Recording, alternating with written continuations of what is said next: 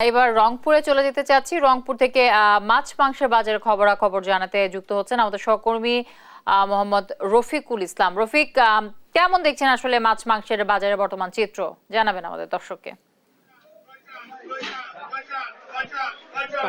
ঈদের পরই আজ প্রথম বাজার খুলেছে, মাছ মাংসের বাজার খুলেছে। আমরা এই মুহূর্তে রয়েছি রংপুরের চিটি বাজার এলাকায়। আপনাকে একটু আমি ঘুরিয়ে দেখানোর চেষ্টা করছি যে এটি রংপুরের চিটি বাজারের প্রধান মাছের পাইকারি মাছের আড়ত। আজই এখানকার যারা ব্যবসায়ীরা রয়েছেন তারা বলছেন যে আজই প্রথম, ঈদের পর আজই প্রথম বাজার খুলেছে।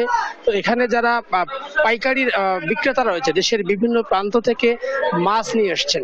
এই মাছ এখানকার হাক ডাক শুরু হয়েছে, অর্থাৎ ডাক শুরু হয়েছে কোন মাছ কত দরে বিক্রি হবে, এমন ভাবে ডাক শুরু করছে এখানকার পাইকারি বিক্রেতারা।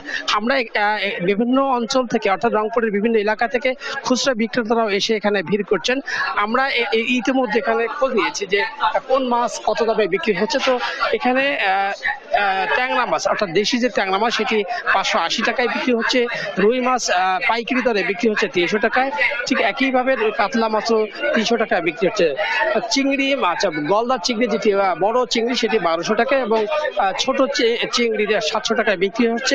এভাবেই অন্যান্য যে মাছ রয়েছে সেই মাছ একই, অর্থাৎ ঈদের আগে এবং ঈদের পরে যে তারতম্য হবার কথা সেটি নেই। অর্থাৎ ঈদের আগে যে দরে বিক্রি হচ্ছে ঠিক একইভাবে আজও সেই দরে বিক্রি হচ্ছে।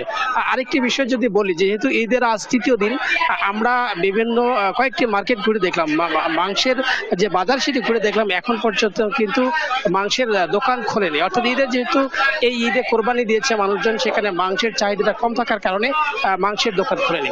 আরেকটি বিষয় জানিয়ে রাখি যে যেহেতু এই পাইকারি বাজার, এটি মাছের বাজার, সেই মাছের বাজারে আমরা যেমনটি জেনেছি যে এখানকার যারা খুচরা বিক্রেতারা তারা বলছেন যে মাছের দাম কোনোভাবেই কমছে না। যেহেতু বর্ষাকাল এসছে তারপরেও কমছে না, অর্থাৎ বাজার মনিটরিং না করবার কারণে বাজার মাছের দামটা কমছে না। অর্থাৎ নিয়মিতভাবে যদি বাজার মনিটরিং করা যেত তাহলে অনেকটা বাজার নিয়ন্ত্রণে আসতো। অর্থাৎ বাজার মনিটরিং করার দায়িত্ব, বাজার মনিটরিং করবার যাদের দায়িত্ব তারা যেন নিয়মিত বাজার মনিটরিং করে, তাহলে বাজার নিয়ন্ত্রণে আসবে, এমনটাই বলছেন এখানকার সাধারণ ক্রেতা এবং খুচরা ক্রেতারা।